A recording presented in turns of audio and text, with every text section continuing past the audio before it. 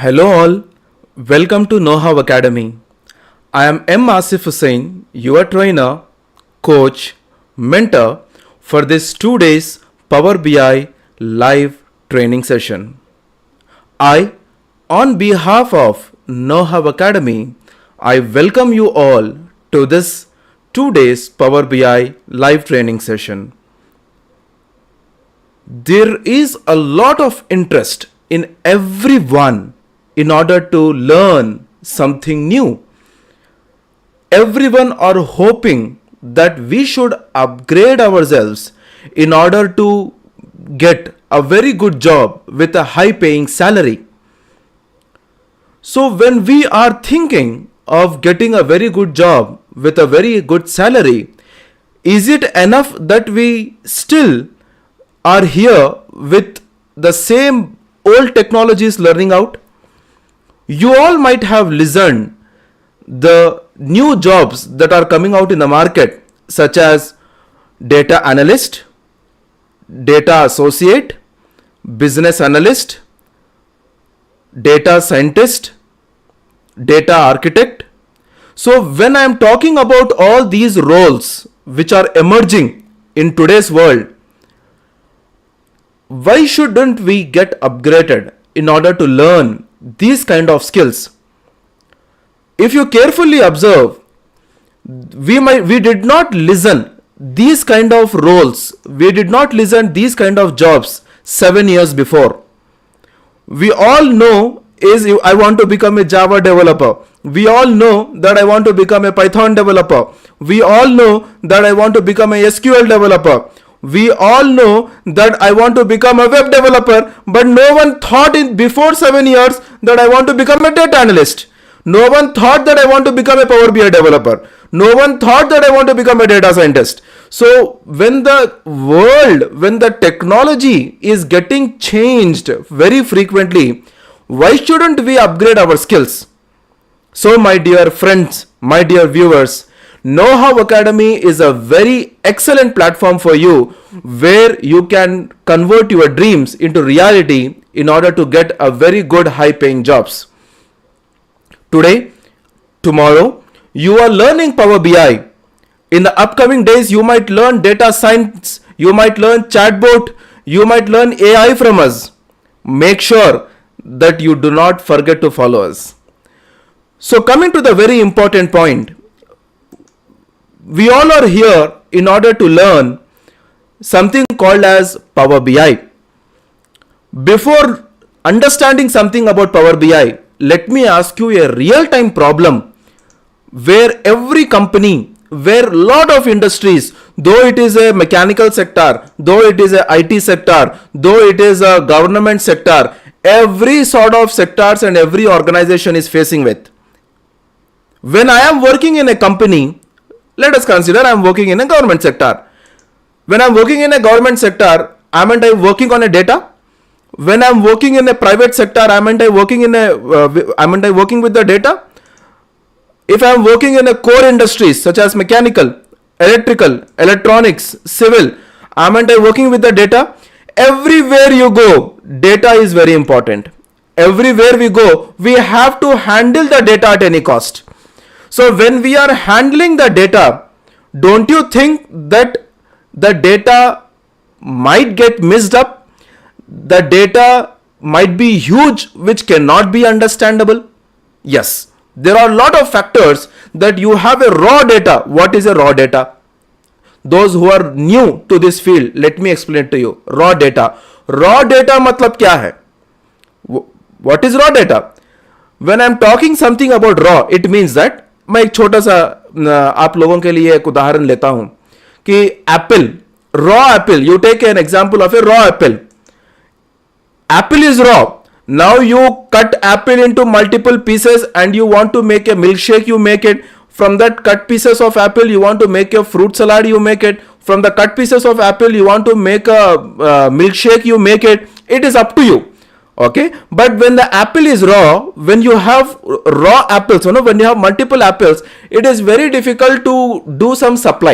Am I right? So in the same way, if you cut the apples and if you make different kind of dishes, you make a few, with a few apples you make fruit salad, with a few apples you make Russian salad, with a few apples you make milkshakes, with a few apples you make mocktails, you do lot of things, people will get attracted to it.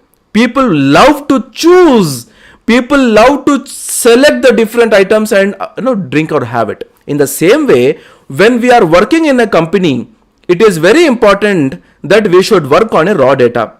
Now, with that raw data, nothing can be understandable. With the raw data, nothing can be understandable. In these 2 days, I am going to use the data called sales and marketing data.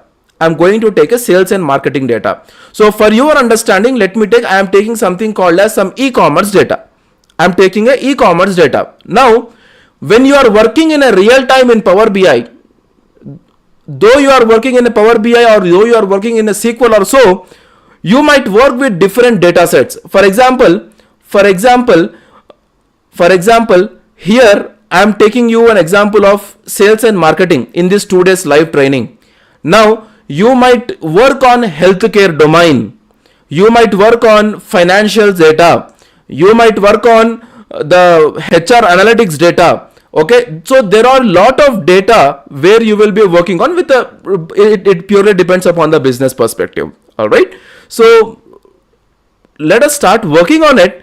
And before working on it, let me ask you a simple question. How many of you today I'm talking about, how many of you today have thought of, or till today you have thought of, okay, so I am fed up with the job which I am working till today, or I am fed up with the studies. Now I want to make my career into data science. I want to make my career into data analyst. Now I want to make a career into data analytics. I want to make my career into Power BI developer. How many of you have thought it? If you have thought this, then you have stepped into a right platform. There's no doubt in it. But if you haven't thought it, I am sure after you listen to this training, after you watch our multiple videos that you have in YouTube, you will get an ideology. You will take a first initiative step in order to make your career into data analytics part. So, alright, let's start working into it. And I request everyone to make sure that the data that I am using it in my particular training, today and tomorrow, okay, the data that I am using it, so this data will be there for you. This data will be there for you in the description or in the chat box. A link will be shared with you. You can happily download the data set and even you can start working on it. All right. And I have one question. Many people ask me that, sir, I do not have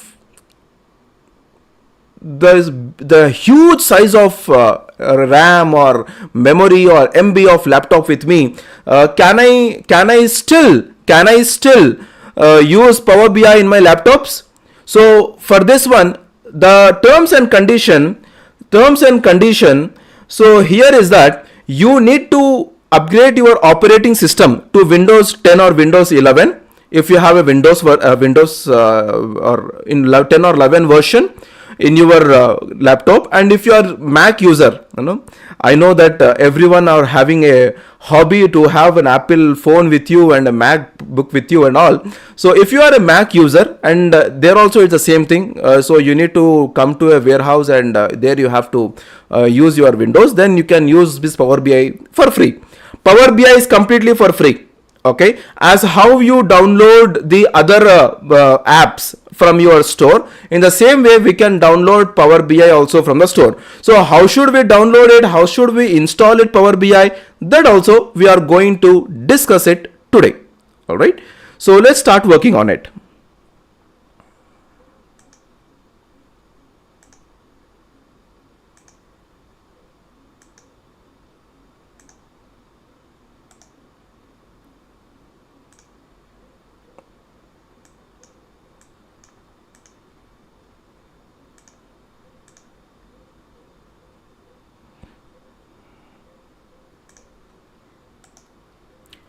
I always tell many people that whenever you are thinking your career into data analyst, whenever you are thinking your career as a data scientist, then make sure that you are obviously working with a very good computers, okay, because your computer itself is a major thing for you in order to work. So this is very much important. So when you are working with a very nice computer with a good operating system, then it will be easy for you to analyze the data. It is very easy for you to understand something with the data. All right.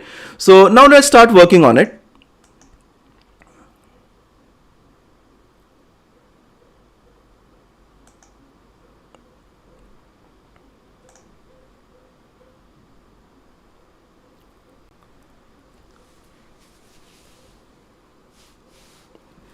Now, Power BI.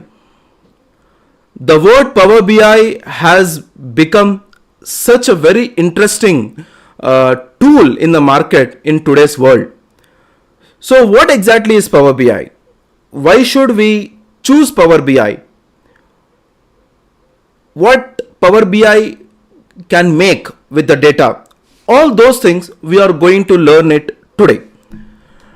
So, before going to that, let us understand what Know-How Academy's mission is.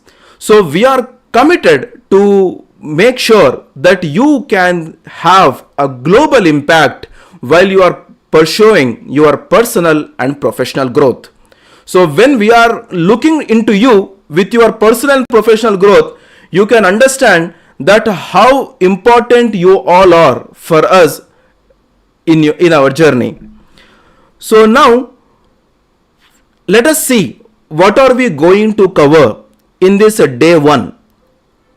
In this day 1 of Power BI live training, we are going to see what is Power BI and how did this Power BI come from. What are the different types of business intelligence tools that we have in the market. We are even going to see how to install Power BI practically hands-on. We are going to understand its interface, how Power BI desktop version it looks like. I'll show you, and you and I both will start working on analyzing the data, which is very important. And finally, we are going to see the data transformation part, which plays a very important key factor if you want to make your career into Power BI. Okay, data transformation, data analytics, whatever you take, data transformation is something which is very important. Now, first question, can you all see this data? This data is in Excel sheet. Am I right? This data is in Excel sheet. Now, let us consider this kind of sheets. There are some 15 to 20 sheets with you. Okay. These kind of sheets, there are some 15 to 20 sheets with you. Now, tell me, being a developer, or if you have started your journey as a data analyst as a fresher, or with 1 to 2 years of experience, can you able to understand this data very easily? When the client gives us the data, it is very difficult that to understand this data in one go. We need lot of time. Okay. If you want to make your career into data sector, it might be any data sector. It might be data analyst, it might be data scientist, it might be a Power BI developer, it might be data associate, it might be data architect, whatever it might be, you should be a good data storyteller. You should be a good data storyteller. We all might have told multiple stories in our lifetime, knowingly or unknowingly. Okay. So we should accept it. Even I have told multiple stories, right? So when did we tell the story? Spontaneous stories. I'm not talking about the stories that we might have read last night and we are telling in today. No, we might have told spontaneous stories in our lifetime. What are those spontaneous stories? When we come late to the school, we tell a story. When we did something wrong, we tell a story to the parents. We tell some false stories to our friends. So we tell lot of stories which are very spontaneous. That is not scripted. In the same way, you need to be a good data storyteller to your client. So when can you tell a story about the data? You can only tell the story about the data when you understand the data. Understanding the data is very important. Understanding the data is very important. If you observe here, the data that I am showing it to you, here, you might see that there are some years mentioned, there are some percentages mentioned, and there are some activation order details mentioned. It is very difficult to understand in one go. Analyze it. Analyze the data. Understand the data. So when you understand the data, then only you can prepare some reports. So what Power BI does, as this data is very difficult to understand, it is converting the data into the picture format. Very simple. You want to convert your raw data. This is my raw data. I want to convert this raw data into pictorial format. Very simple. That is what Power BI is. Very simple. It's very simple. So what Power BI does, it will get the data from different data sources. Your client might give you the data in Excel sheet. Your client might give you the data in a database. Your client might tell you to get the data from cloud platform. Your client might give you the data through any sort of data source. So from whichever the data source you receive the data, you have to analyze it, do the data transformation, use DAX functions, convert the raw data into picture format, as how you can see on the screen. So when we convert the raw data, into pictorial format, every single information can be clearly understandable. Alright, so let me give you a small example. You all might have seen Sholay film. Okay, you all might have seen film of Rajinikanth, right?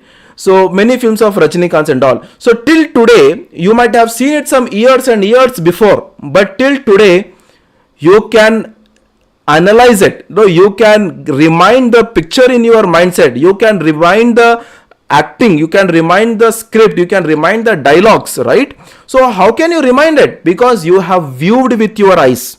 You have watched the movie with your eyes. Some actions were happening, some pictures were moving. That's where we can understand it. That's where our eyes saved it in our memory.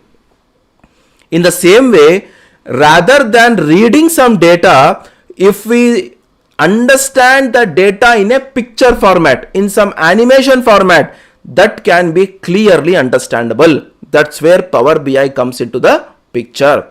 Converting raw data into pictorial format is the Power BI's main agenda.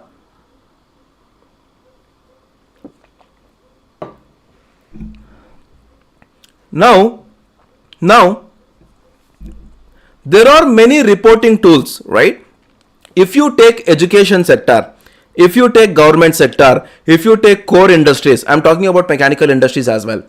So all these industries till today, they are using Excel sheet.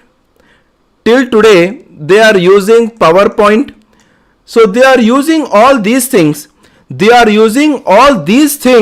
In order to prepare the reports. Yes, you don't believe me, I am from mechanical background. Till today, Power BI, rather than using Power BI and other tools, people are using Excel sheet. People are using PowerPoint to prepare the report. Huge reports are also being prepared in Excel sheet. Now you might have a question. Sir, you are talking that we can prepare some pictures in Power BI. In Excel sheet also we can prepare charts. I accept it. But the accessibility, the feasibility that Power BI is having, Excel sheet is not having it.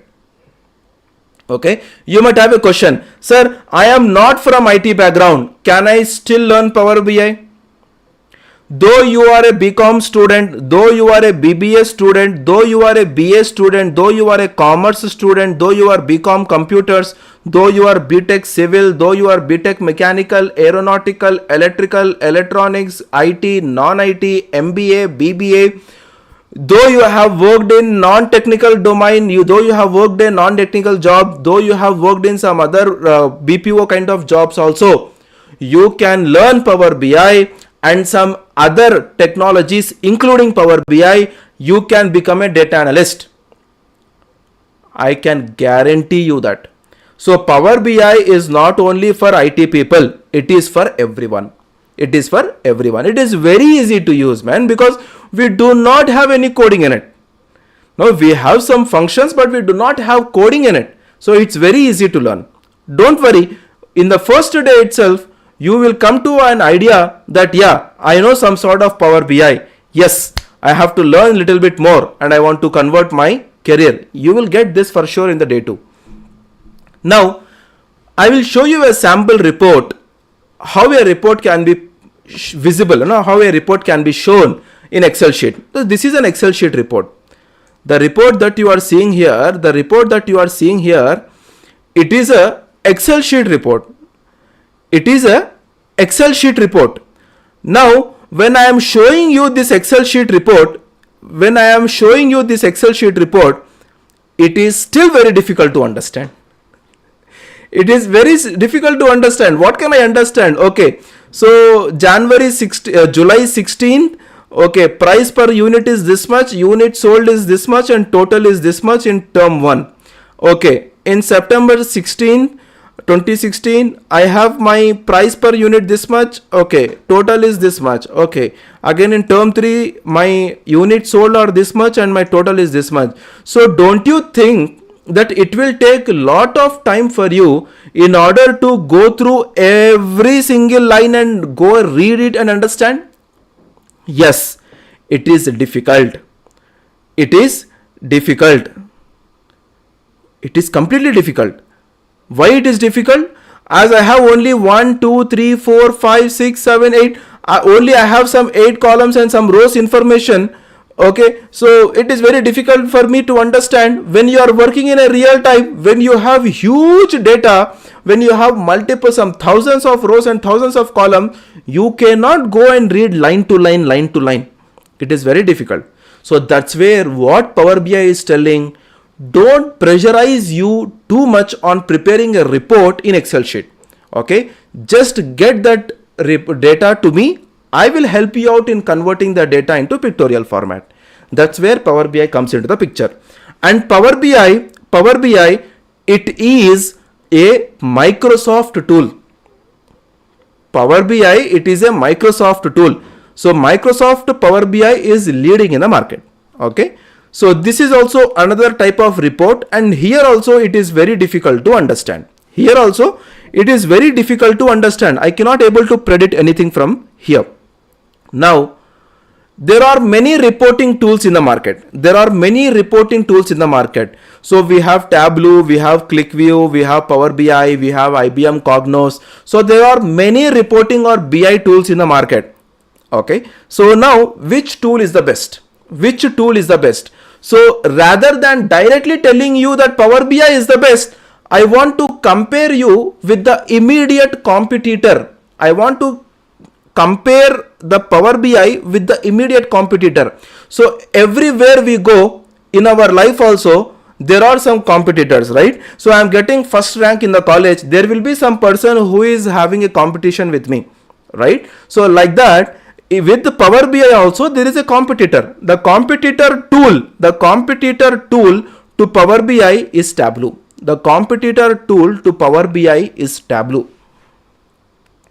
Why Tableau? Tableau and Power BI almost have 60% of similarities. Tableau and Power BI, they also have some 60% similarities. The major difference between Tableau and Power BI is that in order to use some visuals, if I talk about custom visuals, some advanced charts, if you want to use some charts in Power BI, it is very easy. You click it, you get it. But in Tableau, you need to write lengthy codes and you have to get the chart. Then you have to use it. And in Power BI, you have inbuilt data cleaning technology. In Power BI, you have inbuilt, no need to go to America, clean the data there, come to India and use Power BI. No. Okay. So here in Tableau, for data cleaning part, there is no inbuilt tool, there is no inbuilt technology. You have to use some other tool, you have to use some other platform, clean the data there, come back to Tableau and use it. That's where Microsoft Power BI has come top in the market, and it is called as the best tool in order for the reporting. Okay, for a reporting tool or BI tools, Power BI is the best tool in the market. Now coming to the point, how to install Power BI. Now coming to the point, how to install Power BI. Let me show you how to install Power BI.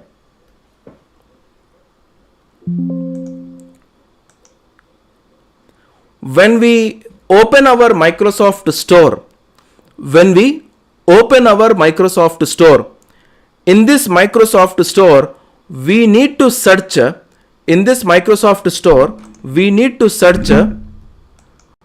Power BI Desktop. We need to search for Power BI Desktop. As soon as you see this Power BI Desktop, you can install it. As I already have Power BI Desktop in my computers, so it is showing me to open. But open up Microsoft Store, search for Power BI Desktop, click on Get In, and Power BI Desktop will be successfully installed. Power BI Desktop will be successfully installed in your computer. Okay, so you have to click on Get In here. You have to click on Get In and Power BI will be successfully installed. As I have Power BI already with me, so it is showing me the open one. You have to click on Get In if you do not have Power BI Desktop in your computers. Alright, so when you open up your Power BI Desktop, so this is the Power BI Desktop page. Okay, this is Power BI Desktop. As soon as you open your Power BI, this is what it looks like.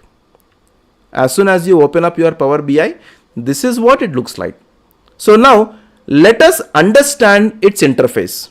Let us understand Power BI interface. Now, what is meant by interface? If you are new to the word interface, what is meant by interface?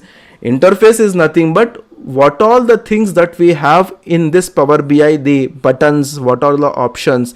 Let us explore everything. Then it will be easy for us to use it. It will be easy for us to work on it. If you don't know what should we use, how should we repeat and all, it is difficult. So let me show you again how to install Power BI. As soon as you open up your Microsoft Store, in your Microsoft Store, we have to search for Power BI Desktop. As soon as you click on Power BI Desktop, this is the logo of Power BI Desktop. So click on the Get In option here. Power BI Desktop will be successfully installed or downloaded in your computers.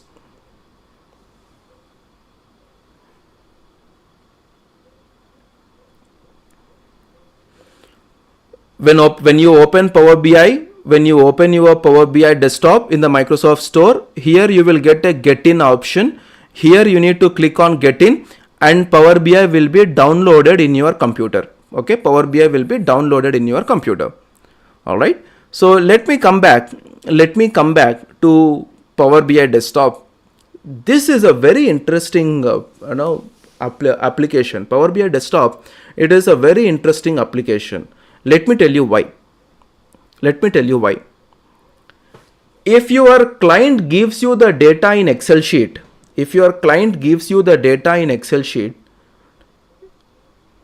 you can extract the data from Excel sheet into Power BI. If your client gives you the data from SQL, from database or MySQL or DB or Oracle, some other databases platform, from there also you can extract the data into Power BI.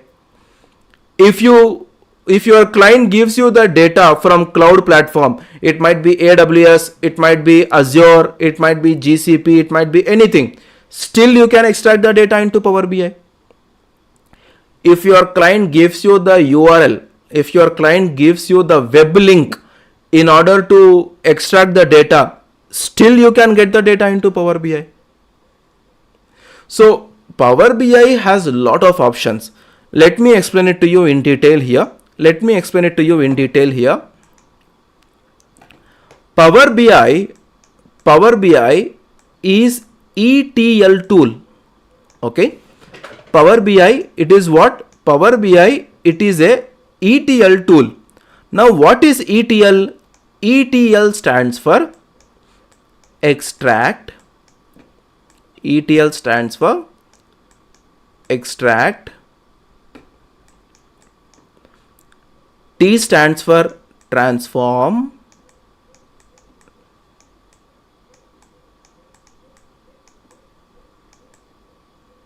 L stands for load. So Power BI, it is a ETL tool. What is Power BI? Power BI, it is a ETL tool. Now, when I am talking that Power BI is a ETL tool, why exactly it is ETL? Sir, you told that it is a reporting tool. Now you are telling ETL tool. Why are you confusing us? You might have this question. Okay. I am not confusing you. I am telling you the fact. The fact is that Power BI, it is used in order to prepare the report. Okay. Now, in order to prepare the report, it is using some process. It is following some procedure, some process. That process and procedure is nothing but ETL, where you extract the data from different data sources where your client gives from. You do the transformation, then you load the data to prepare report. It is very simple. Okay. Now, your client might give you the data. Okay. Your client might give you the data in any data source. Okay. So extract. What is extract? For example, your client has given you the data in Excel sheet. For example, your client has given you the data in SQL, from SQL. For example, your client has given you the data in CSV file. For example, your client has given you the data in PDF format. For example, your client might have given you the data in cloud platform, either in AWS, okay, either from Azure, and so on. So what Power BI does? Power BI has the capacity to extract the data from 99 plus different data sources into Power BI. So all these are data sources. My Excel sheet, my SQL, CSV file, PDF file, all these are the data sources. Like this, Power BI has the capacity, Power BI has the capability to extract the data from 99 plus different data sources into Power BI. Alright. So now, coming to the next step, transform. What is meant by transform? So the client, whichever the data he might or she might give it to you, can you expect that the data is 100% clean? Now you might have a question, sir, what is meant by clean data? Let me give you with a small example. Any data that client might give you, there will be lot of null values. There will be lot of empty informations. There will be lot of missing data. There will be lot of data that might have been included. The column headers might have been included inside the data. There might be multiple duplicate records. So there might be lot of things that you need to clean it up. Okay. So that cleaning part is called as a data transformation. So in this data transformation, we can even include DAX functions also, that we will discuss in day 2. So once you clean the data, then you have to load the data into Power BI and start preparing the DAX functions and prepare the reports. Okay, that's how the procedure follows. That's how the process follows. Now, Let me show you the same thing in Power BI. Let me show you the same thing in Power BI. So as I told you that if the client gives us the data in Excel sheet, then we can click on Excel sheet here and we can get the data. If the client gives us the data in SQL, we can click on SQL here, and from SQL we can give our server name, we can give our database name, and we can click on OK and get the data. Or if the client is giving us the data in some other format, where are they? I have something called as get data. Click on this get data. I'll click on more. You can see all those 99 plus different data sources format here. I told you that the client might give you the data in CSV. I told you that the client might give you the data in PDF. I told you that the client might give you the data from Oracle, MySQL, okay, PostgreSQL, okay, from Vertica, from Snowflake, from Amazon Redshift, from Azure, from any data sector, okay, from online platform. For example, if you take online platform, for online platform also SharePoint, Salesforce reports and so on. If you take Azure, we have Azure Blob Storage. So all these are the 99 plus different data sources where Power BI can happily extract the data and start preparing the reports. Okay. So these are the 99 plus different data sources where you can select an option. Now let me ask you one more question. Sir, you have told me that, okay, Power BI can extract the data from 99 plus different data sources. But to extract this data, do we have any connection mode? Yes. We have some connection modes. We have some connectivity modes in Power BI. Okay. This might be your interview question. We have some connectivity modes in Power BI. Okay. Some connectivity modes in Power BI where we can connect the data into Power BI. We have some connectivity modes in Power BI. What are these connectivity modes?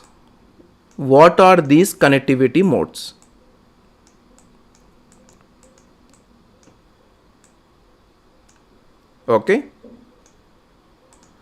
What are these connectivity modes? Number one, we have something called as import mode.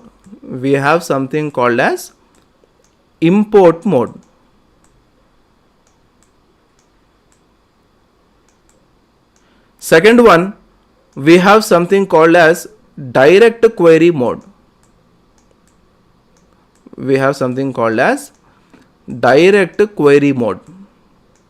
I will explain you in detail what are all these.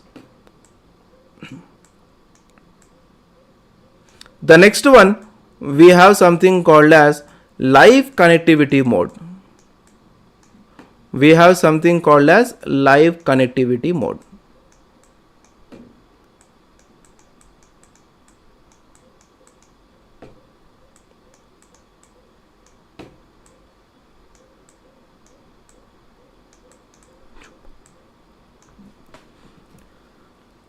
Okay, so these are the three connectivity modes that we have in Power BI.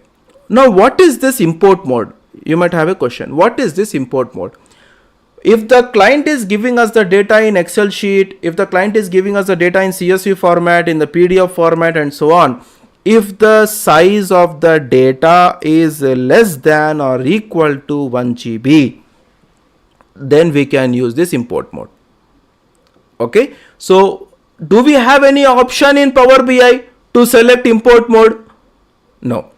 Until or unless you are using SQL Server, for rest of any of the data source, you don't have a specific option of selecting import mode.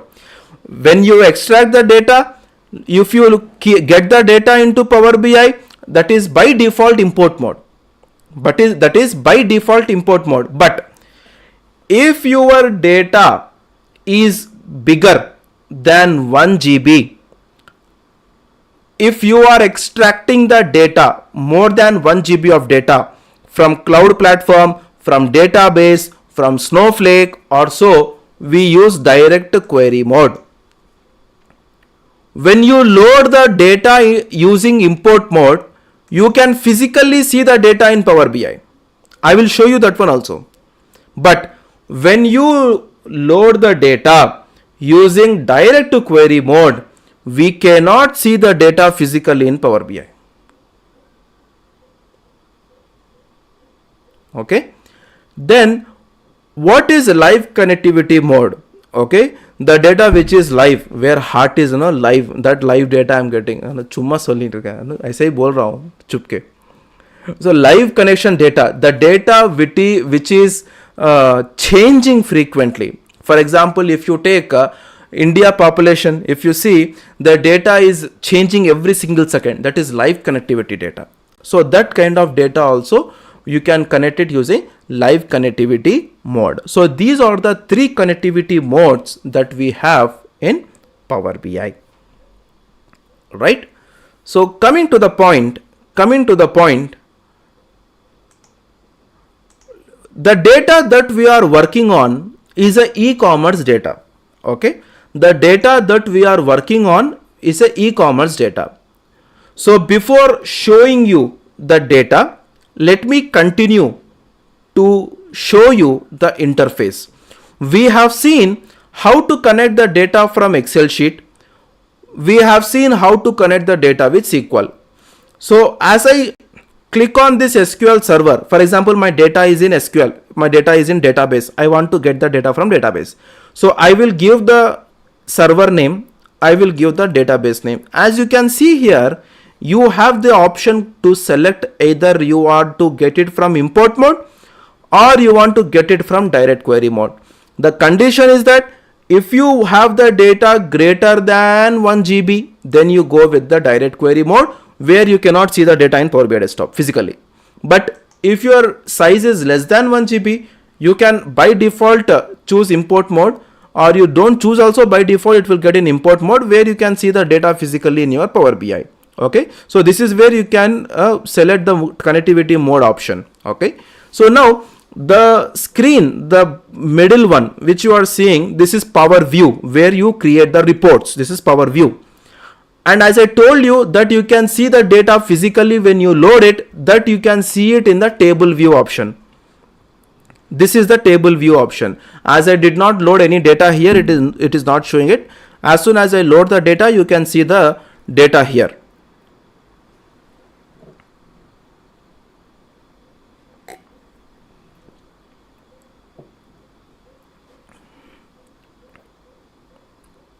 Next, we have model view. What is this model view? I am sure that my client will not give me the data in only one Excel sheet. He or she might give me the data in some 10 Excel sheets, or with 10 tables, or with 11 tables, or with 20 tables, or multiple tables. Okay. So until or unless you have a relationship, until or unless you have a connection between the tables, until or unless you have a connectivity between the tables, you cannot get the columns from different tables and create the reports. Okay. So in order to create that relationship, in order to create the connectivity between the tables, we can see that, and we can do that in the model view option. Okay, we can do that in the model view option. This is the page where we can do it, and this is where we call it as a power pivot, where we establish the new models. All right. So the next one we have is DAX. So whatever the DAX queries we are writing, we can see that here in the DAX one. All right, and the visuals that I am talking about, there are 2 types of visuals in Power BI. Okay, number 1, we have default visuals. As soon as you install Power BI in your computers, you can see that there are multiple visuals here in my right side. Okay, or you even have the visuals here in the top. So these are the default visuals. What are they? These are the default visuals that we have in Power BI. There is a second category of visual section, that is advanced charts. We can call it as a custom visuals. So in order to use custom visuals, we need to have a license. Okay. So for that license, what are the types of license? That also I'm going to tell it to you. Okay. So these are the default visuals where we can select the visual and start working on it. All right. So you cannot randomly select any visual and start working on it. So in order to use each visual, there are some terms and conditions. When, at what time you have to use pie chart, for which kind of question, that for which kind of requirement you have to use bar chart, for which kind of requirement you have to use line chart. There are some terms and conditions. Okay. So you might see all those terms and conditions in our YouTube videos as well. I'm even going to cover few of the visuals in our live training session. Now coming to the point, license. There are three types of licenses that we have in Power BI. Okay. There are three types of licenses that we have in Power BI. Okay. So what are they? Number one, we have free license. Number two, we have premium license. Number three, we have pro license. Okay. You can use Power BI desktop. You can use Power Query editor. You can use DAX functions. You can use all these things for free license also. You can use all these things in free license. So now you might have a question, sir, how should we select the free one? How should we select the premium and pro one? No need to select. Okay. As soon as you install Power BI, it will ask you to enter the email ID. Do not enter the email ID. Randomly you use all these things. That all comes under Power BI free license itself. Now, if you want to share the report to the client, if you want to create a gateway, if you want to create some security to the data, okay, if you want to use the custom visuals, then you need to have either premium or pro license. Okay. So one more question I have it. For example, the client have given you the data, you have started working on the data, you have analyzed the data, you have done the data transformation, you have started creating the DAX function, you have started creating the reports, everything is in the process, it's going on, almost 50 to 60% is completed. Then knowingly or unknowingly, client might have updated the data. This happens in real time. Knowingly or unknowingly, what happens? The client might have updated the data. How can we know that? Okay, client have updated the data, but that fellow did not tell it to us. He forgot to tell us, or she forgot to tell us. How can we know that? We are already more than halfway done with our report.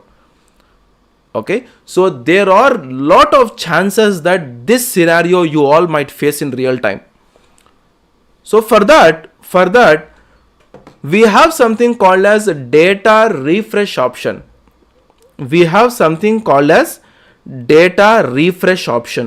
So in premium license, you can refresh the data 48 times per day. Using a pro version, you can refresh the data 8 times per day. We have something called as a scheduled refresh. In the scheduled refresh, you can, if you are a pro license user, you can refresh the data 8 times per day. If you are a premium user, you can refresh the data 48 times per day. So data refresh option is possible. So if you schedule a time every day morning at 3 a.m. my data has to be refreshed automatically. Then you don't need to open up your computer, open up Power BI, then refresh it manually, not required. So if you set a time, from this date to this date, my data has to be refreshed every day at 3 a.m. Though if you are sleeping, happily the data will be refreshed. Alright, so that's where the 48 times per day and 8 times per day using a pro license. Alright, okay, so now we are stepping into the very interesting part, which is analyzing the data. Let us see what our e-commerce data is telling us about. We should understand the business. This is my e-commerce data.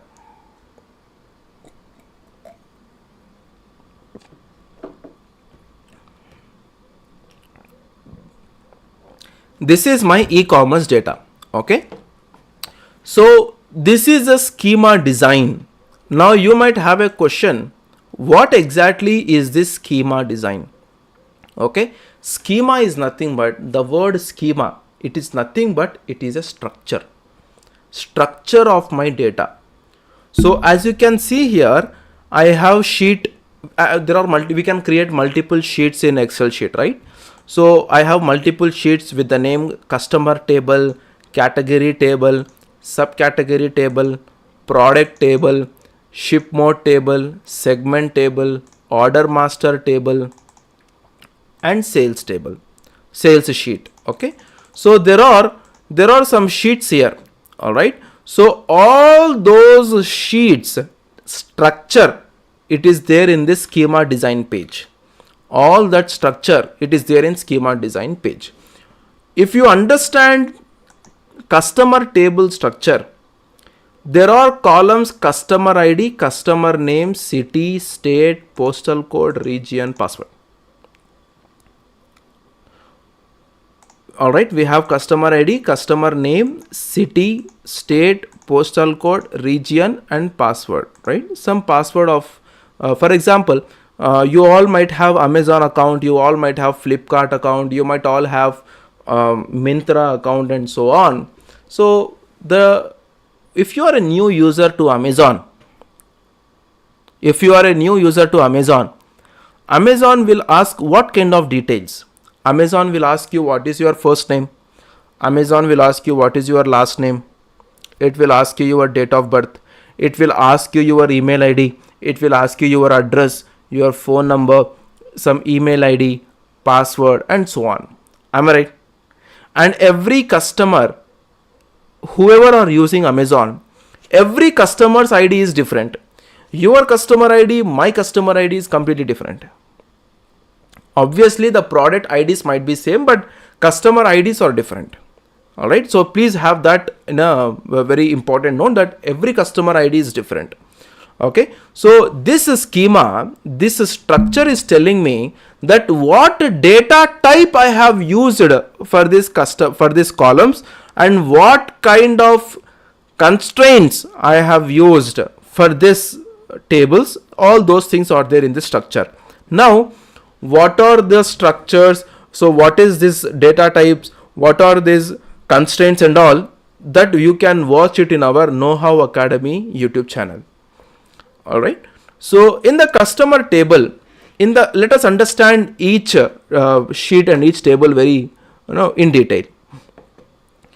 Customer ID, we can see that customer IDs are different. Now what is this AA, AB, AC, AG, AF, AD and all? AA is nothing but Alex A, Avila A. So the first word first letter, second word first letter with some number. That's how the customer IDs are allocated.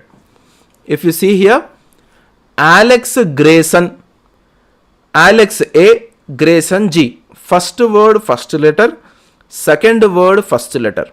So that's where AG 10330, the customer ID is allocated. Okay, so that's the meaning that I am explaining to you. This one is every customer ID is different. So there might be different criteria of different e-commerce platforms, how they align the customer ID, but this is in this data set it is taking first letter from the first word and the first letter from the second word. All right. Now this customer is from which city, so we have city details, and this city comes under which state, we have that details, and this customer is coming from which area, so the postal code, that details also we have it, and from which region this customer is belonging to, that also we have it. So password is something which is not necessary as a reporting person for me. So password, that might be email password or account password, that we can avoid it. Now coming to the next table, we have category. What type of category products that we have in this data? What kind of category products that we have in this data?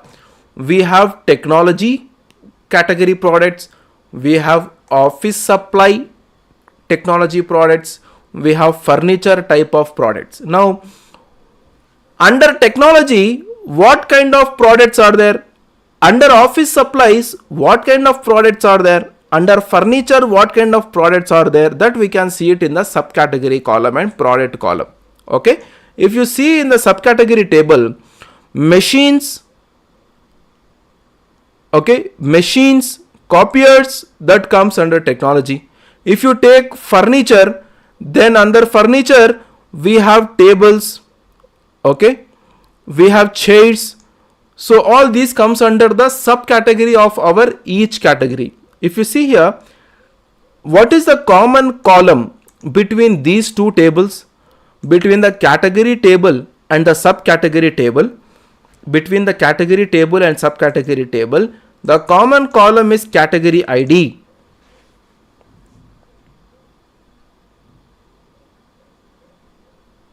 The common column is category ID. So category ID 1, 2, 3. 1 for technology, 2 for office supply, 3 for furniture. In the same way, if you see here, 1 for technology, 2 for office supply. Okay, we have under office supplies, binders, supplies, and so on. Now we have product. In the product table also, we have category ID column, which is very common in these three. So each product, so for example, if I take subcategory ID 1, which is machines, subcategory ID 1, which is machines. So under machines, these are all my product names. Okay. So Cisco telepresence system, then HP Design Jet, then 3D Cube printer. Okay. So there might be multiple products. So every product is assigned with a category ID with a subcategory ID for easy identification. Okay. Then let us come with the ship mode. Okay. So they have given some ship mode on what basis. For example, if the order, for example, I have ordered something today and today itself my order is delivered, then that comes under the same day class. If the order is getting delivered in one day, then we call it as a first class. So something like this. So the data is, the order ID and the delivery, that is allocated with some standards. Now coming to the segment. So corporate, consumer, and home office, these are some segments that we have. And coming to the order master, this might be our master table. This is our master table. Okay.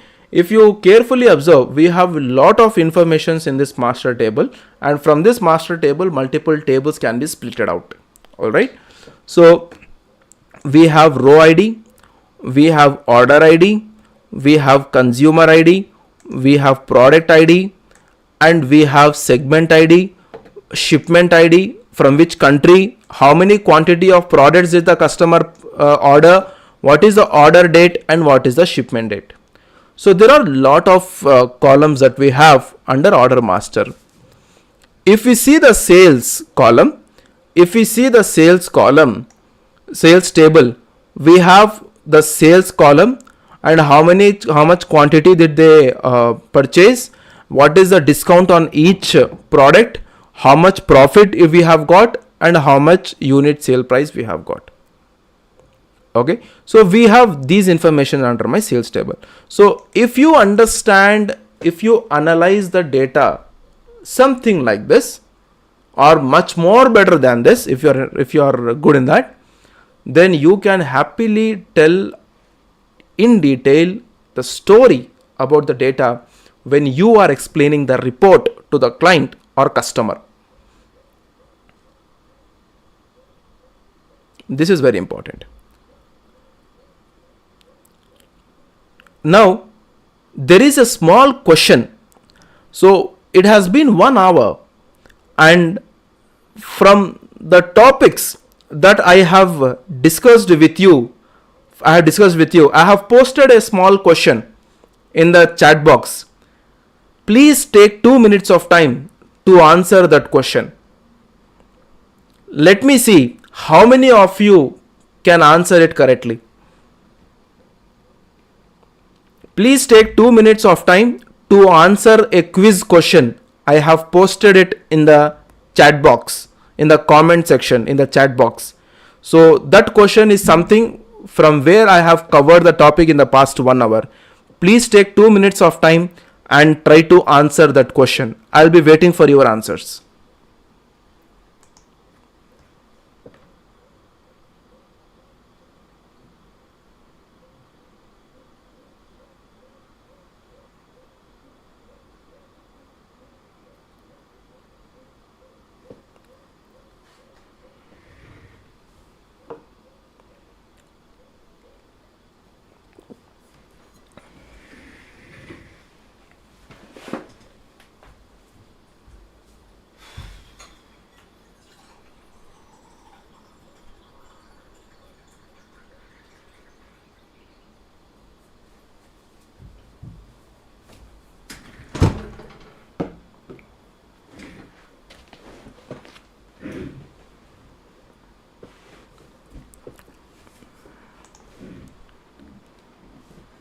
I hope it is done.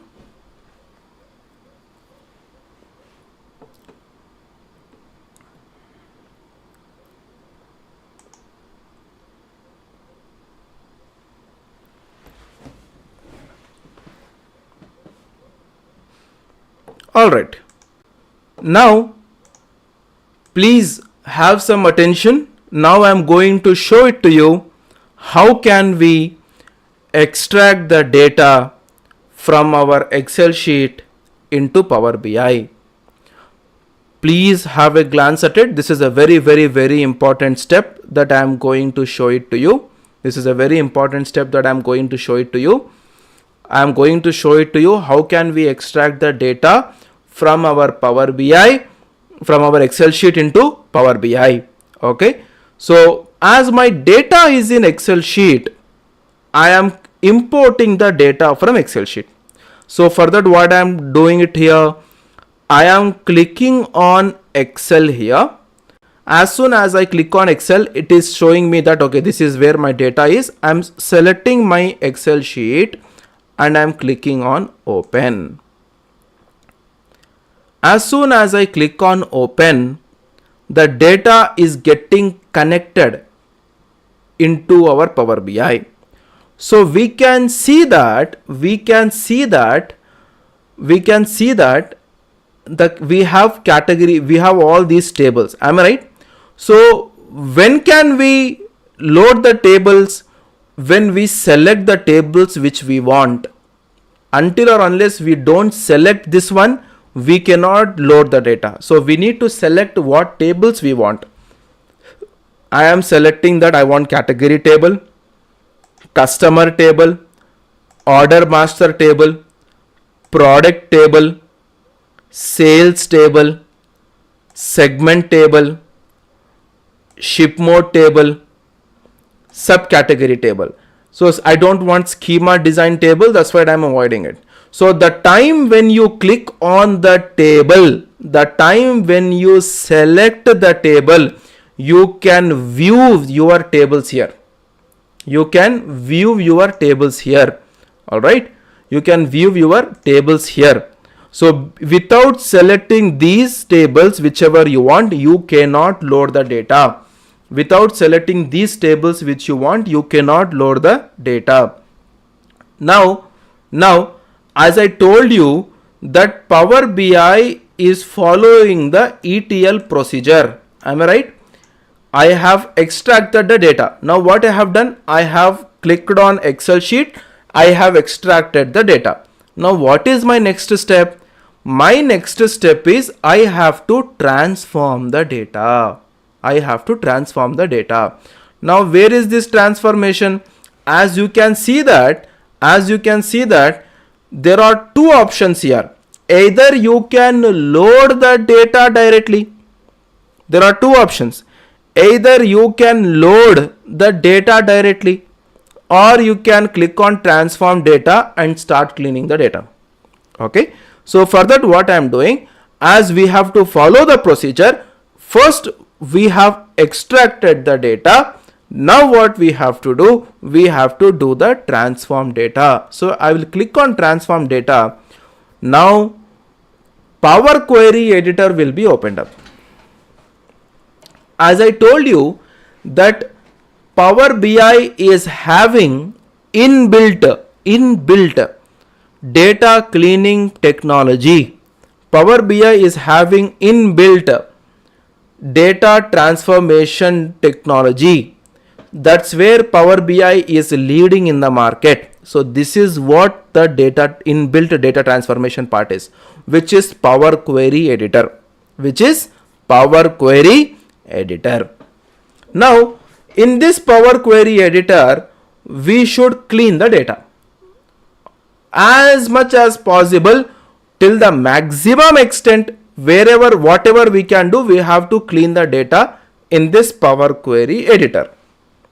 Okay, so now I will even show it to you. The interface of this Power Query editor. Then we will start working on data cleaning part. As I told you that in this table, in this Amazon or whatever the e-commerce data that I have extracted, so there are 1, 2, 3, 4, 5, 6, 7, 8 tables in it, right? But my dear viewers, please remember that when you transform the data, when the data has come into this Power Query editor, you should not call these as tables. You should call these as queries. What should you call? You need to call all these as queries. All right. Okay. Now, how many queries we have? We have 8 queries. Now, first make you understand under help. So in help, if you want to connect with the Power BI community, you can click on community and you can connect with the Power BI community. If you have any suggestions that Power BI should improve something in it, then you can submit your idea to Power BI from here.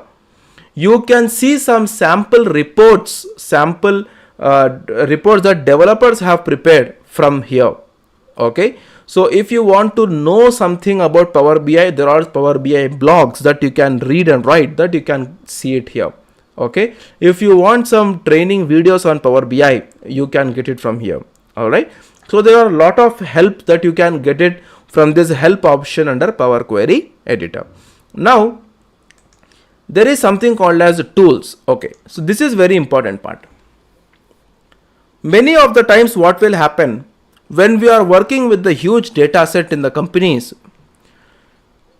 client might ask that, hey developer, can you please show me the step-by-step changes that you have done while you are cleaning the data, the step-by-step steps that you have done using the data transformation.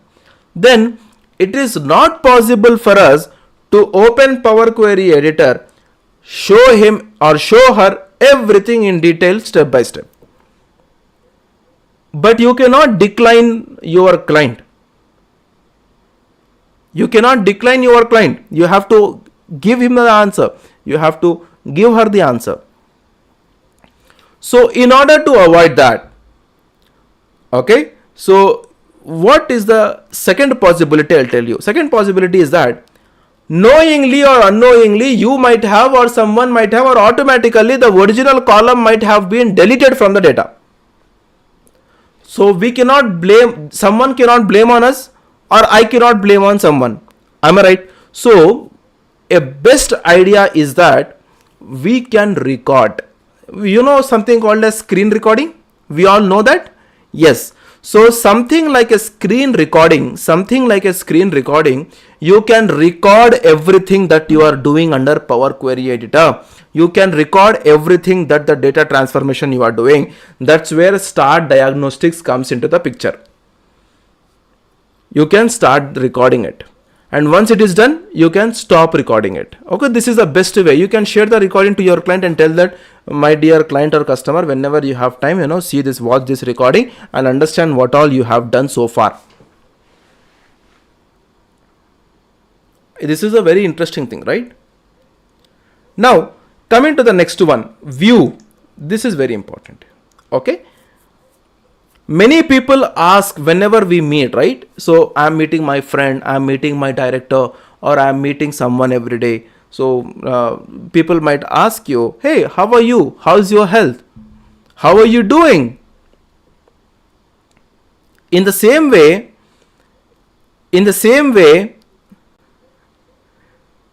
you should also ask, how are you to the data in Power Query Editor?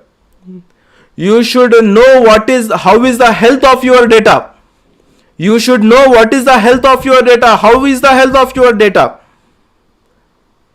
To know the health of your data, we should see the column quality. We need to see the column quality. If I disable it, can you see some difference? If you disable it, can you see some difference? This column quality is giving us a very interesting information. 50% of the work is done if you check the column quality. What is column quality telling me? Column quality is telling me how much clean my column is, how many errors does my column is having, how many empty informations that my column is having. So this is what my column is telling it to me. So the steps that I am covering it to you, it is completely a project based level. When you get a data in the companies, when you are starting in a project, in a company, this is the steps, these are the steps that you need to follow. So completely project based step by step procedure only I am following it to you from day 1 to day 2. Alright. So I am checking you think that you are a developer now in a company and I am a client, I have given you the data and you are working on it. In the same way, I am thinking that you are the client for me, you have given me the data and I am working on that. Alright. So I am checking the column quality. So here the column quality is 100%. So no errors, no empty information. The category ID also, my column is 100% clean, no errors, no empty information. My subcategory column, no errors, no empty, it is clean. But if you see the column, this column is completely empty. This column is completely empty.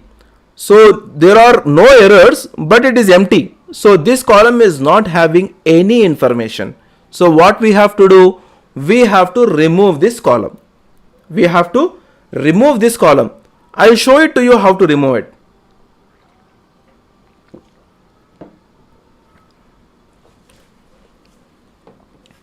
Right click on a column, you have an option called remove. There is another option, remove other columns. Please make sure the difference. If you select any column, then you click on remove, only this column will be removed. But if you click on the third option, remove other columns, it means that it will be removing all these 3 columns except the selected column. So please be sure on that. So what I am doing, I am clicking on remove. So my empty column, it is removed. Alright, now you can see that as soon as I have removed a column, a step is coming here, removed column. I am going back. To go back, I am cancelling this one. You can see it here. It is like undo. Now I am right click. So the applied steps is a place. The applied steps is a place in Power Query Editor which will be showing you every single step transformation that you have done here.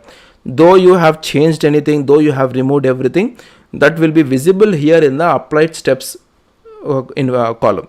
So now what I am doing here, I am removing the column. That's where I have got it here, removed column.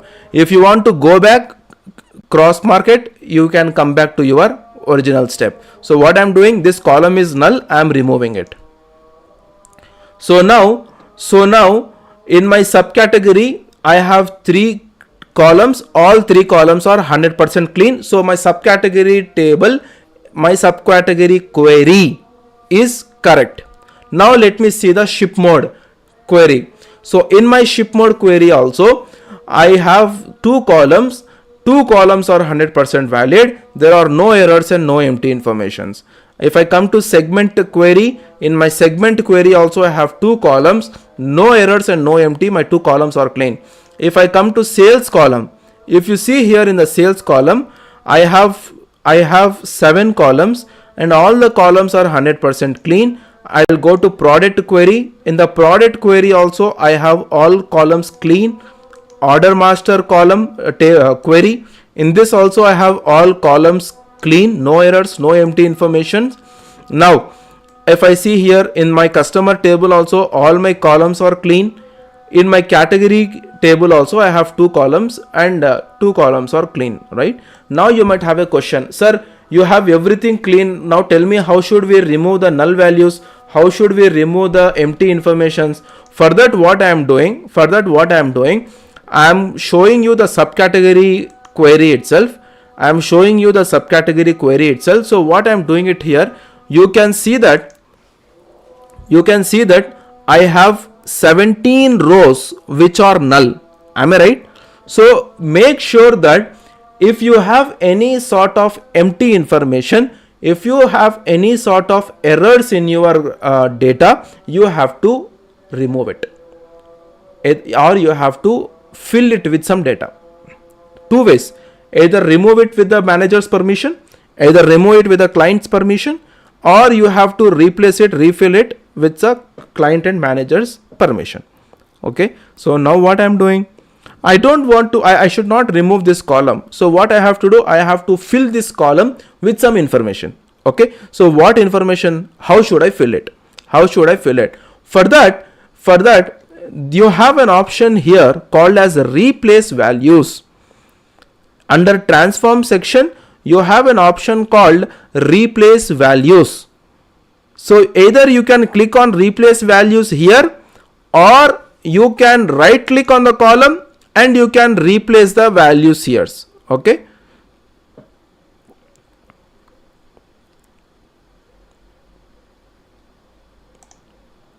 So I am clicking on the replace values. So in the replace values, what I am doing, what is the value to find? Value to find is null. Okay, value to find is null. I want to replace the null with some information. What information? Let me type it here as not applicable. Not applicable. So I will click on OK. As soon as I click on OK, you can see that all the nulls have been replaced with not applicable. So what all you have replaced, that also the step you have got it here. Replaced the value. Replace the value. Are you getting my point? Okay. So this is how you can cover up your null values. Now you might have another question, sir, if I have errors, okay, how should I solve the errors? Okay, so what you can do, You can even replace errors here. Right click, then you can replace the errors, or with your manager's permission, or with your client's permission, or with your team leader's permission, you can remove the errors. But make sure if you are removing, for example, if you want to remove a error which you have got it here in 4, okay, in row number 4 you have some error and you want to remove that error, okay, you want to remove that error. So now when you want to remove that error,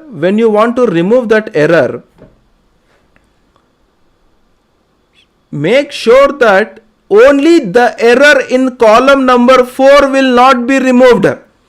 The link up, whatever the rows which are link up, whatever the columns which are link up with that particular error, that complete row will be removed. Okay, it happens the same thing with duplicate. Okay, if I want to remove the duplicate, how should I remove the duplicates? How can I remove the duplicates? Right click here. If you click on remove duplicates, if I click on remove duplicates, see that every information from the other columns also will be removed. Are you getting my point?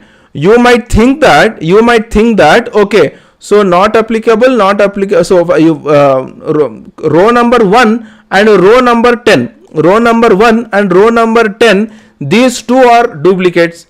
I want to remove these two duplicates. So my dear friends, if you try to remove the duplicates only from column number 4, the column number 4 duplicate will be removed. But along with that, the dependent 3 columns information will also be removed. It means that you are removing the original data. Please make sure.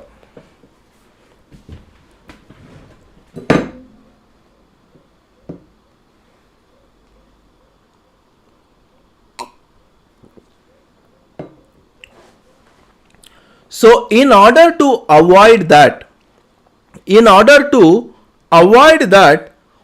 have to create a schema.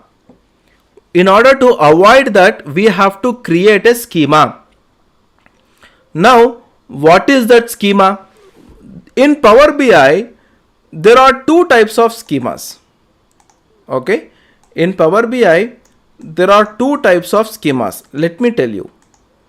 In the data modeling part, there are 2 types of schemas. SCHEMA. There are 2 types of schemas. Okay.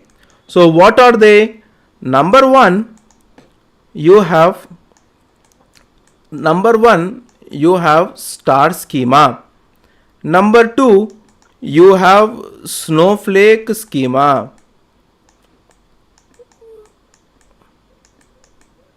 The third one is also there, that is galaxy schema.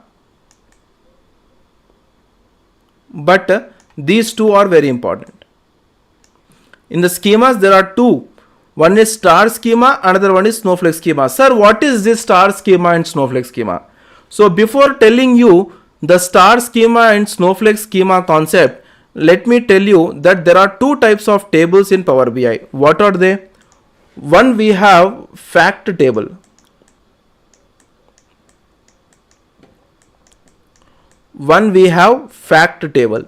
The second thing, we have something called as dimension table.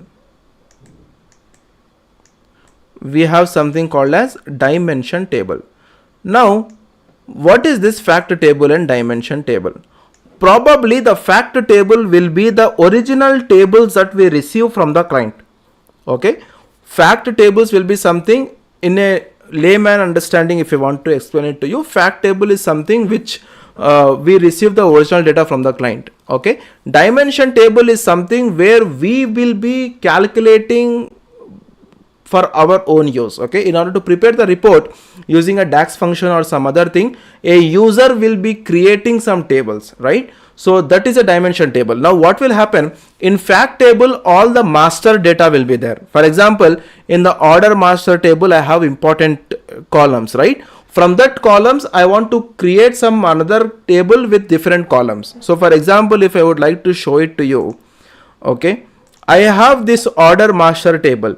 If you see this, in this order master table, I have customer information, right? So now Based upon this customer information, I have created another table called customer table, where all customer personal details are included. From this order master, I have something called as, okay, sales information. Okay, so all those sales information I have created another column, another query, another table. So order master will be my fact table. This customer table, sales table, ship mode table, segment table, these will be my dimension tables. Are you getting me? It's very simple. Now coming back, what is this star schema? What is this star schema? Okay, so star schema is nothing but I have a fact table, star schema. Okay,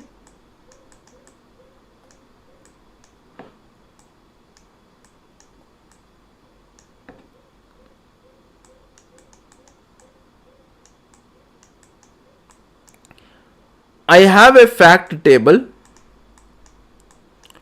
and I have created multiple dimension tables. Let us consider I have created multiple dimension tables. I have a fact table and I have created multiple dimension tables.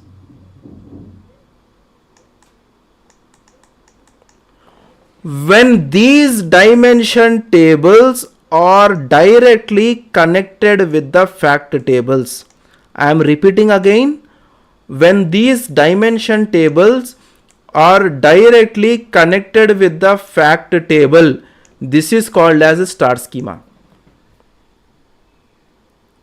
So many of the duplicate records you can eliminate it while creating these kind of schemas. When the multiple dimension tables are directly connected with the fact table, when they are directly connected with the fact table, that is called as a star schema. Now you might have a question. Fine sir, star schema, I understood it. Now what is this snowflake schema? Okay, now let me explain it to you. The snowflake schema.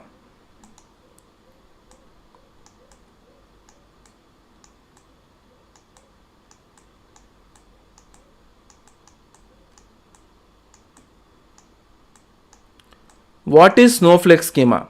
Okay, I have created dimension tables. Now from this existing dimension tables, I have created another dimension table. Now this dimension table data is nowhere related with the fact table. Okay, I am creating this new dimension tables based upon this existing dimension table. Okay, I am creating this new dimension table based upon this new existing dimension table. All these new dimension tables I am creating with the depending upon the existing dimension tables. So when these new dimension tables are indirectly connected with the fact table, that is called as snowflake schema. So snowflake schema is very complicated, and many of the companies with the data that you are working, you probably might not use snowflake schema, but 99% you will be using star schema. Now coming back. So for the question that I have asked, so if I want to remove any duplicates and all, so what you have to do, you need to create a schema. You need to create a duplicate table, a duplicate query. There, whatever you want to do, you do it, but make sure that the subsequent columns data, you cannot remove that. All right. So now I have another question. Okay, I have another question. I have this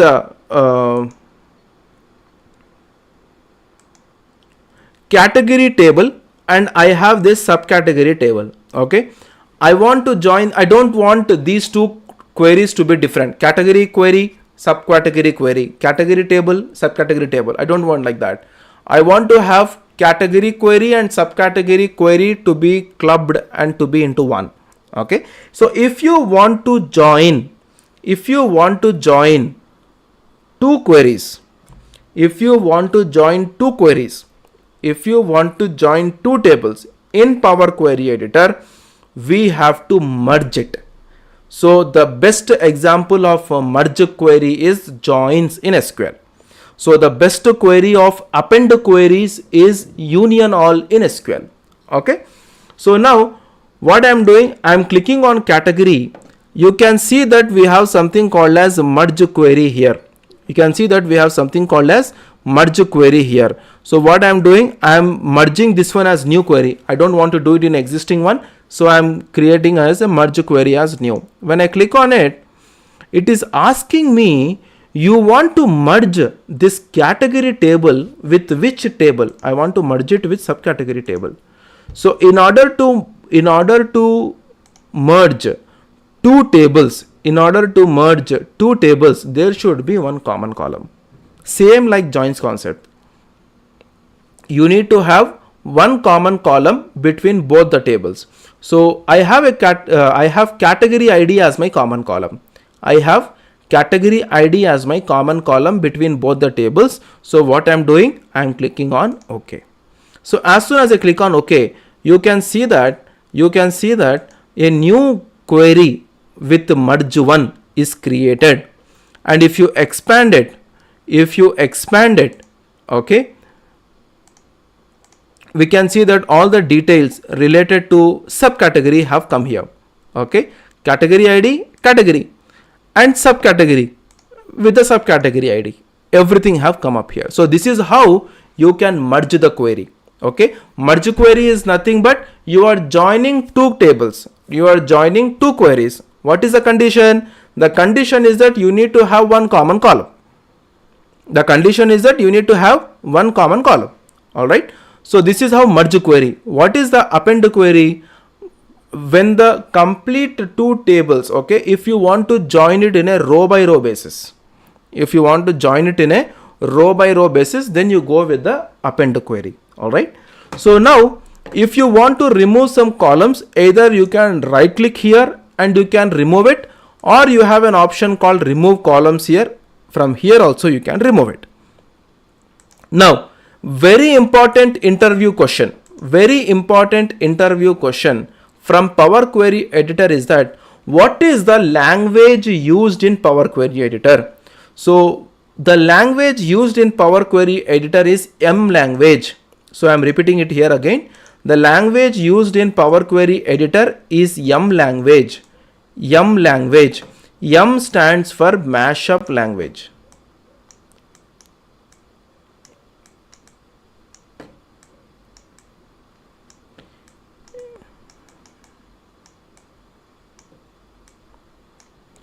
M stands for mashup language. In Power Query Editor, we have one language used called as mashup language. Using this mashup language, there are the things that can be done in Power Query. For example, if you see here, I'll click on this formula bar. Okay. So this is all comes under this M language and advanced query, advanced editor and all. Okay. So what are the changes that you would like to do if you have done some aggregate transformations and all, you can do it in the M language also. Okay. So M language, the language that is used in Power Query Editor, that is called as M language. All right. M language. M stands for mashup language. Now, let me ask you one more important question. Sir, you told me that in order to merge two queries, in order to join two tables, there should be one common column, but I do not have any common column in my two tables. So, but I want to join it to meet the client's requirement. So what is the thing I have to do? I hope the question is clear. Let me repeat the question again. The question is that,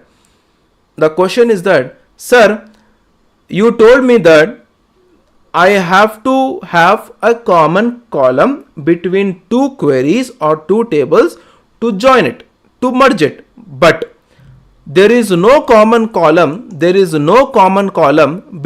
two queries. There is no common column between two tables. How should I do it? Then comes the important part. The important part is that you have to create a dummy column. What you have to do? You have to create a dummy column. How can I create a dummy column? I'll show it to you. Okay, I have a segment query where I have segment ID and segment. Then I have ship mode query where I have ship ID and ship mode. Am I right? Okay, so now ship ID and ship mode, segment ID and segment. There is no common column between both. Am I right? But I have to join these two. So what I will do under add column section, there is something called as index column. So in index column, what I will do? I will create the index from 1. Either you can create the index from 0, or you can create the index from 1, or you can custom it and you can start the index from 101, 102, 103 or 111, 112 or 1A1, 1A2, something like this. Okay. So now I am starting the index from 1. If you see here 1, 2, 3. Okay. Now in the ship mode query, again I am starting the index from 1.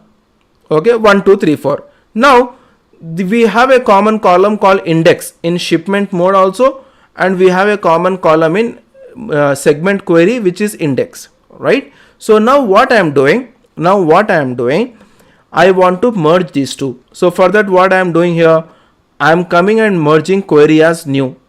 Okay. So what I am telling it here, segment, and the next one I have ship mode. In the segment and ship mode, index is the column which is common, right? Index is the column which is common. Now the selection matches. I'll click on OK. I have happily merged two queries.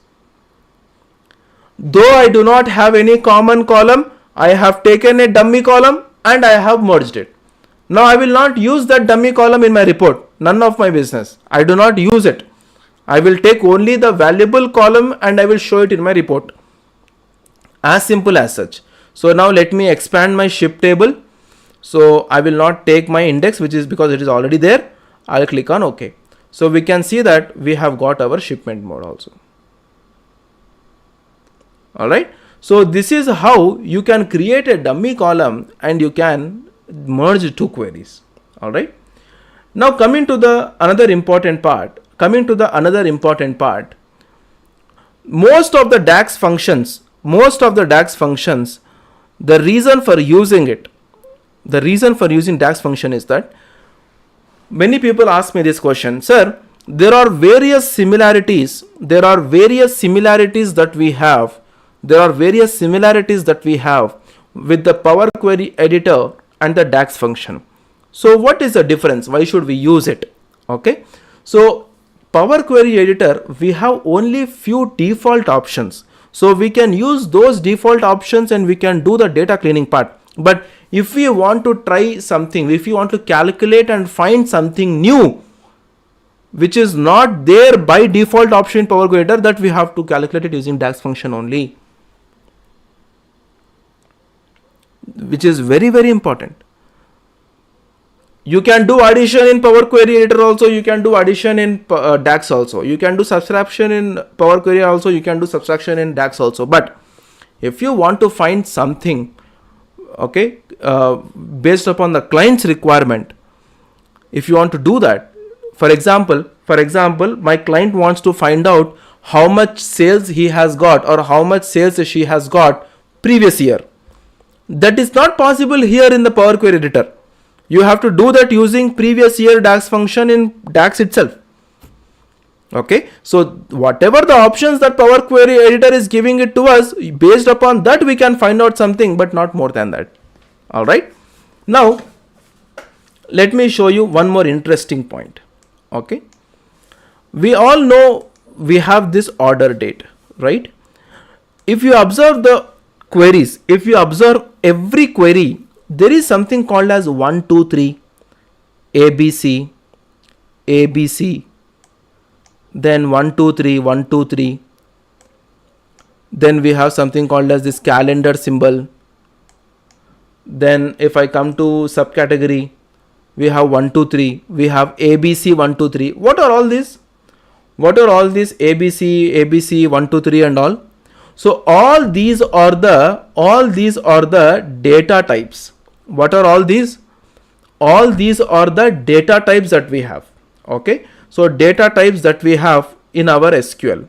All these are the data types that we have in our in our Power BI, in our Power Query editor. So you might have a question, sir, should we give these data types? No. As soon as you load the data, as soon as you extract the data into Power BI, and when you open Power Query editor, by default Power BI will automatically assume and take what data type it is. Very interesting. So Power BI is giving us all features. Everything is ready, man. Okay. No need to cook biryani.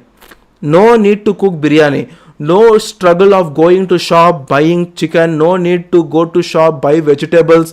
No need to go to shop, buy oil. No need to go to shop, buy rice and all.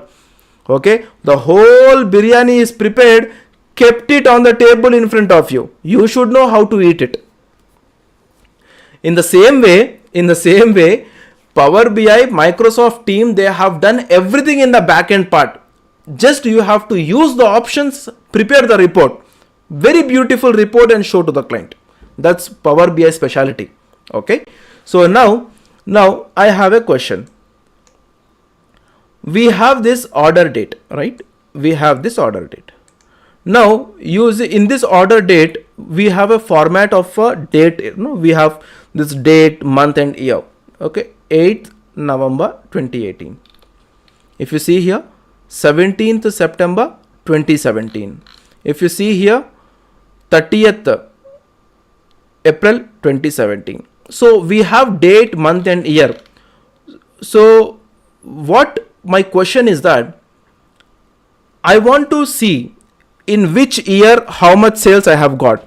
So for that, I can choose the order date column also and can get the information, but I want to make it much more easier. In order to make it much more easier, I want to separate year from this order date column.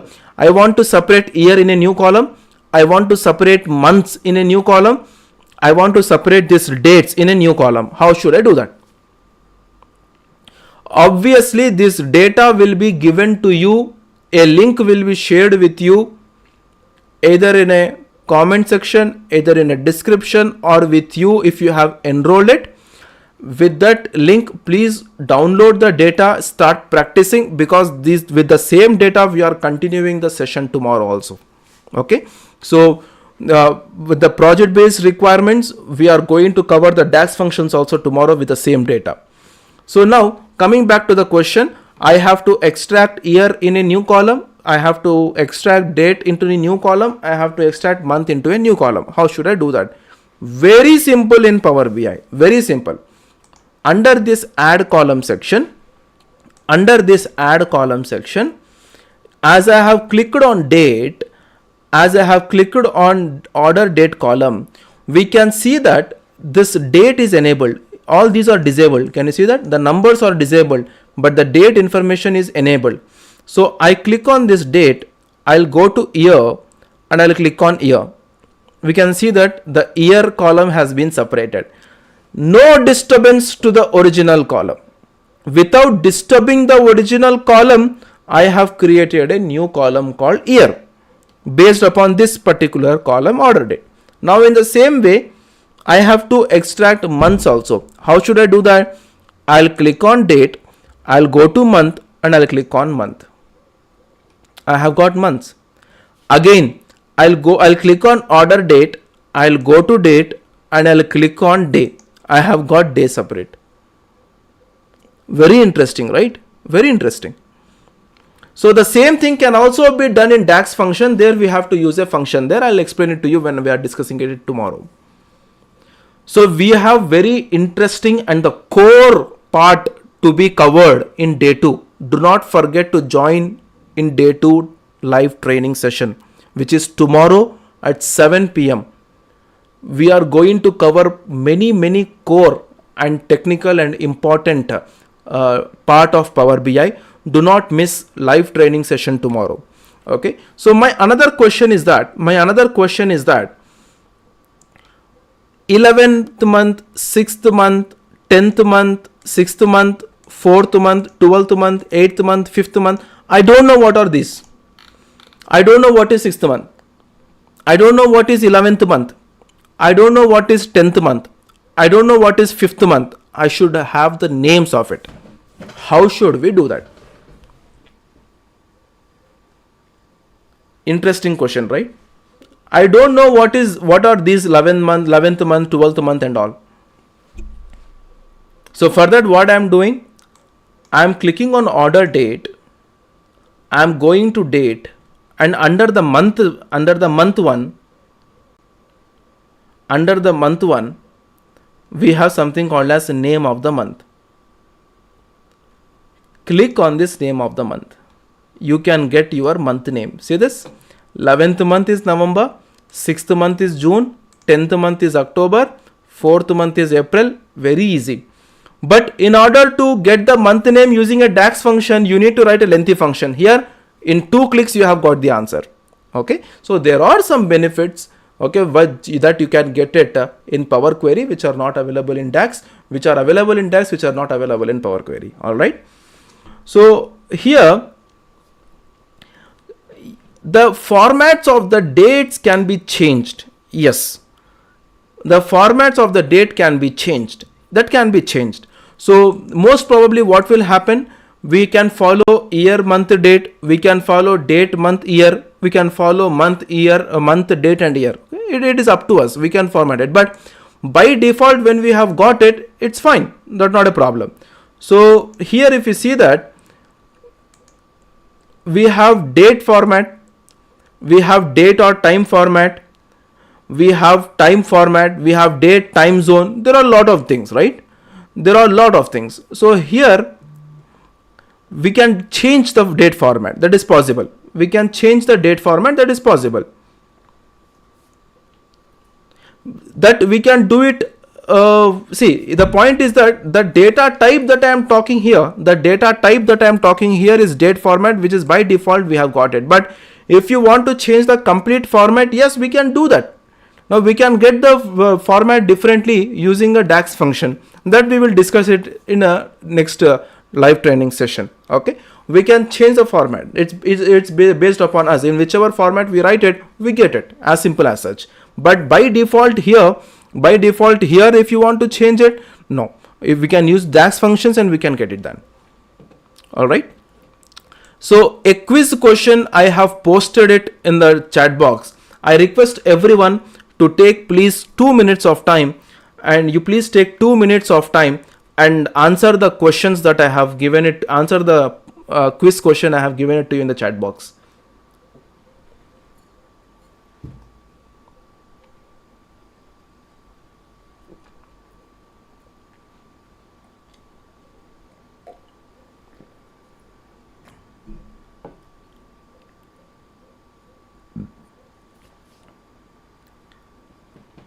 A poll question, I have posted it in the chat box.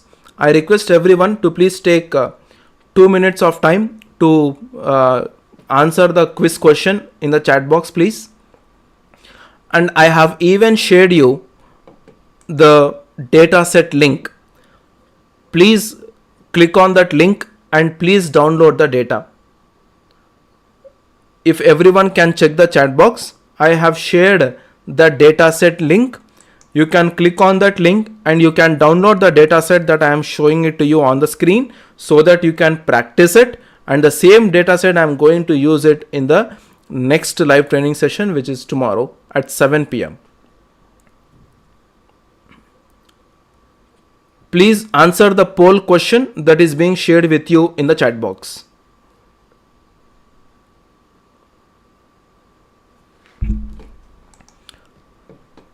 One minute more. Please answer the poll question that I have given to you in the chat box.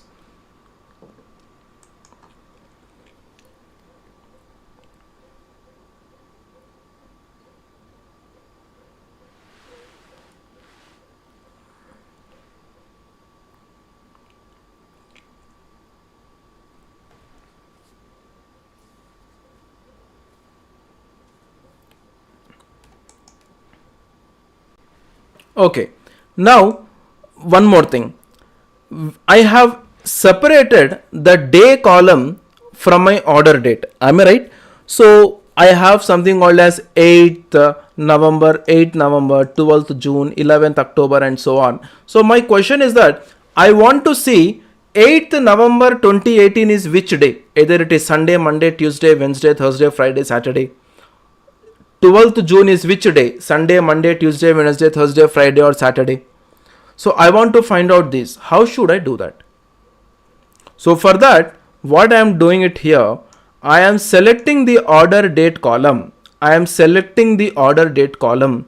I am going to the date and we have the day option here. And under this day option, I have name of the day.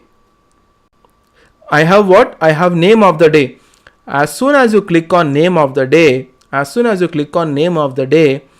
we can see that we have got the names of the day. So 8th November 2018 is Thursday. 12th June 2018 is Tuesday. 9th June 2016 is Thursday. So we can also get the day name here in a just 2 to 3 clicks. Very interesting.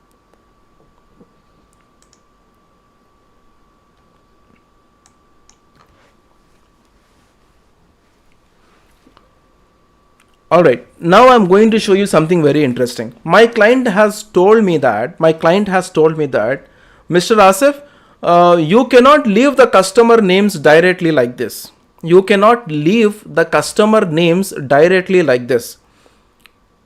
have to show some respect when you are showing the customer name.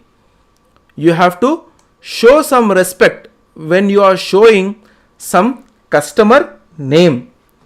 Then how should I show some respect? Either I have to call them with sir or madam, but sir or madam is not allowed in if you go outside of India and all. No one will call sir or madam. Most probably they will call with Mr. and Miss. Okay, Mrs., Miss, Mr. and so on. So now if I want to do that, how should I follow it? Okay, so for example, I do not have the gender column here. If I have the gender column, so Alex Avila male, no, Andrew is male, and Alan Barnes is male, and Amy Cox is female. So something like this if we have. So based upon the gender column, I can assign the customers with Mr. and Miss. How can I do that?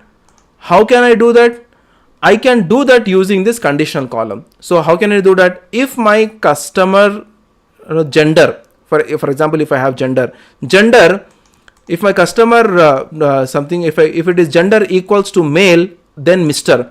Else it is Mrs. So if it is like if else statement. No, it is like if else statement. So you have these kind of excellent features. You have these kind of excellent options to clean the data, to do the data transformation under this Power Query Editor. You have the very interesting point. We have many things that you can do it in this particular data set. Now, I have one more question. There are 999 plus rows. As you can see here in the bottom left, it is showing me that there are 999 plus rows. What is this plus? 999 plus means how much? 999, 1000, 1001, 1002, 20,000, 30,000, 35,000, 46,000. How many rows? I don't know the exact number. So you cannot scroll and scroll and count the rows, right? You have an option called as count rows. When I click on count rows, it is telling me that I have 9,994 rows.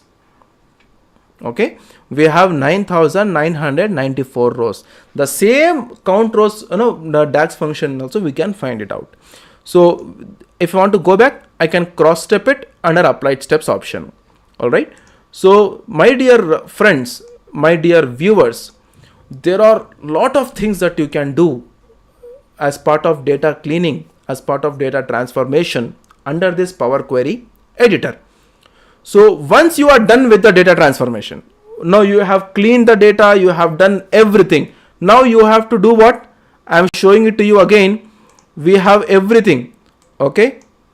We have done all this under ETL part. Under ETL part, we have done extracted the data. We have transformed the data. Now what is the next step? We have to load the data. In order to load the data, once you are done with the data cleaning part, once you are done with the data transformation part, you have to click on close and apply. You have to click on close and apply, which is here in the top left. Close and apply. If you click on close and apply, what all the data transformations that you have done, everything with those changes will be loaded into your Power BI desktop. It will be loaded into your Power BI desktop. So as soon as the data is loaded in Power BI desktop, based upon the requirements, you have to use the DAX functions, find it out, start preparing the report, share it to the client. Okay. So sharing it to the client, it all comes under Power BI service. And I would like to inform you all that Know-How Academy is coming soon with new courses like data science, chatbot, artificial intelligence, data analysis with SQL, so on, so that you can enrich your skills with us. Don't forget to follow, subscribe our channel to get frequent updates and learn new skills. So if you see here, I have got all those data that I have done. Now, as I told you, by default, it is import mode. Am I right? So by default, what it is import mode. Now, I told you that using the import mode, you can physically see the data. How can we see the data? In the table view. As soon as I go to table view, you can see that we have got and we are able to see the complete data, same like Excel sheet. But my dear friends, when you choose direct to query mode, this option itself will not be there. You cannot physically see the data like this. Okay, but you can do the data transformation. That is secondary part. But you cannot see the data physically like this. All right. So if you want to approach Know-How Academy, please do not forget that we are all there in every social media channel. You can approach it in any social media. Okay, you can even go to our website www.knowhowacademy.in. From there also you can approach it to us, and you can learn and explore many things as much as possible. So in the tomorrow's session, which is very important session going to happen tomorrow, there we are going to see what is DAX function, how to use the DAX function, how to create row level security, what is a gateway, how to create reports, how to use these charts, which is very interesting part, and how to share the report with the client. That all on a practical basis, on a project based basis, I'm going to explain it to you tomorrow's session, which is going to happen from 7 p.m. to 9 p.m. The link will be shared with you with in the same contact details that you have given it, and you can even find out the link for tomorrow's YouTube live session in our YouTube channel. And again, I'm going to tell you please do not forget to attend tomorrow's session, which is very important. That is, I'm going to cover multiple important topics on Power BI, and Know-How Academy will be coming in front of you very soon with multiple advanced courses like data science, chatbot, artificial intelligence, and so on. So I am leaving it to you today with one important question for you as a homework. So what I'm going to do it is, I have created the merge. I have used the merge to join two queries. Am I right? I want you to use append query. I want you all to use append query and club segment table and the ship mode table. Okay. I want you all to use append query and see how the result will come like. Use the segment table and the ship mode table, and please try to use append query, come with the result tomorrow. And I appreciate you all if you do that and come tomorrow for the next live training session. So thank you for choosing Know-How Academy as a source for your IT knowledge. We are always here to help you to navigate the tech world. We will meet you tomorrow for the day 2 live training session of Power BI at 7 p.m. Thank you so much.